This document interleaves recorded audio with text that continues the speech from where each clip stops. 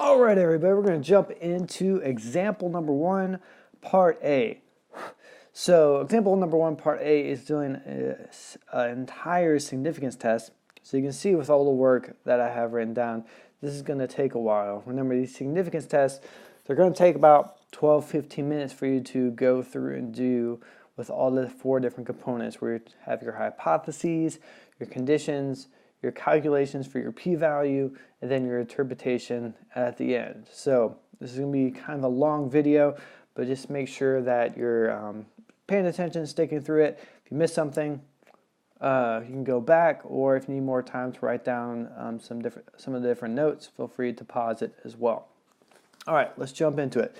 So just before the presidential election in November 2008, a local newspaper conducted a poll of residents of a medium-sized city and found that 120 out of a simple random sample of 250 men intended to vote for Barack Obama, and 132 out of a simple random sample of 240 women intended to vote for Obama.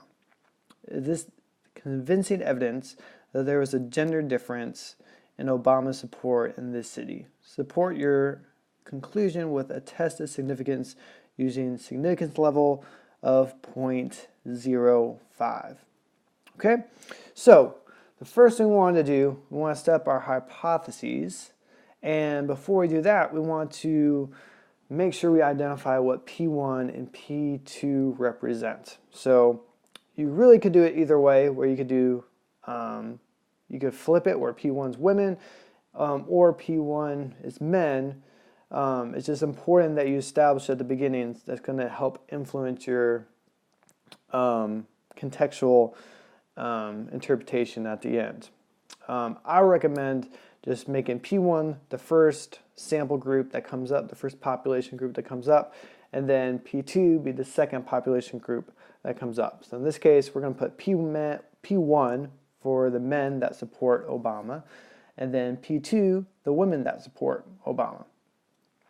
So we're going to look at our hypotheses first, because remember that's the first thing that we need to do as part of our significance test. So our null hypothesis right here, remember we have our notation that represents that as the H with the subscript O. So for our hypotheses, we're always going to put P1 minus P2. Okay, that's for both of them. So always put P1 minus P2. Just like our other significance test, we're always going to have an equal sign as our null hypothesis. So that's always going to be the same for our null hypothesis. And then we're always going to put 0, or I shouldn't say always. Most of the time, we're going to put 0 right here as the number that's equal to. And the reason is, and I explained this a little bit in the last video, is because, remember, a null hypothesis is a statement of no difference. So if there's not a difference between the proportion and from group number 1 and the proportion from group number 2, when we subtract their proportions from each other, they'll be the same, which will result in 0. So that's why your null hypothesis is always going to be equal to 0 for these 2 proportion tests. Then for alternative hypotheses, we're still going to have P1 minus P2 because we're looking at the difference between those 2 proportions. And it's always, the number on the right is always going to be 0 as well, because we're comparing if there's no difference, then we subtract the numbers, it's going to be 0. The thing that's going to change is this inequality sign. And just like what we did for our last unit, we have to read through the question to make sure we figure out what that inequality sign needs to be.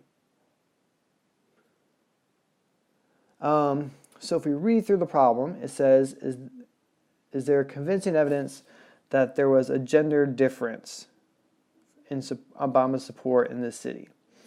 So it's just, remember, if we have something that's just is different, that's going to be a not equal to sign, because it could be above or below. If it had said something specifically like is there evidence that says more women support Obama than men, then that would change our inequality sign. But since it's just gender difference, it's going to be a non-equal to sign. So remember, when we have a non-equal to sign, we call that a two-sided test, and it means essentially we do everything the same, but at the very end, we're going to multiply our p-value by 2. Now, let's go ahead and check our conditions. So, in order to check our conditions, we first want to calculate what our proportions are for the different groups. So for our proportion from sample 1, which was dealing with the men, 120 men out of a sample of 250 said they supported Obama, so that came out to a proportion of 0.48. And for the women, it came out to 0.55. So for these proportion problems, if it's not given to you straight as a percentage, you want to make sure that you do that calculation first. All right, so then our conditions, again, are essentially the same as what we've been doing this entire semester. So for the normal condition, we're just going to do the p times the sample size, and then 1 minus p times the sample size. We do that both for the men, which is over here, and then the women, which is the second group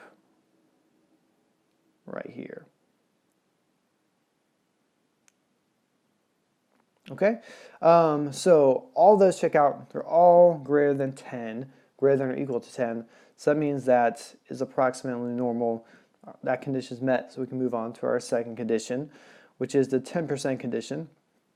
Now, the difference between the 2 sample proportion and the 1 sample proportion, essentially, we just have to check both sample groups. So we can see up here, our sample size for the men was 250, and the sample size for the women was 240. So that sample size needs to be less than 10% of the population. So to figure out what that kind of threshold number is, we multiply the sample size by 10.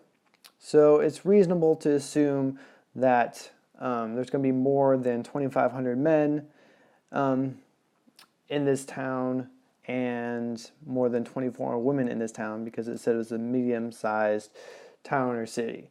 So we can make that assumption, so the 10% condition works, which means we can use our standard deviation formula. Then our random condition is met because it tells us in the problem that both samples are from simple random samples. Okay, we see that right there in the problem.